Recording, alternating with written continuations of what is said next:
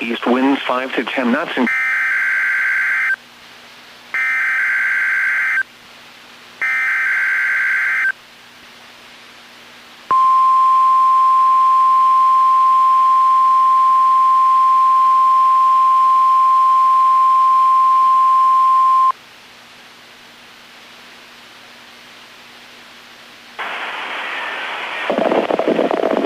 This is NOAA Weather Radio, the 24-hour voice of your National Weather Service.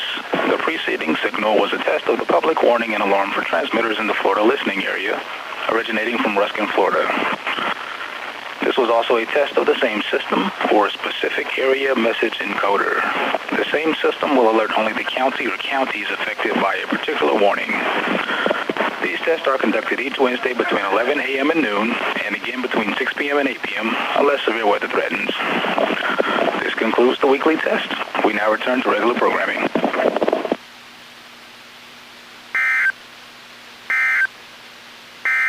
your coastal waters forecast.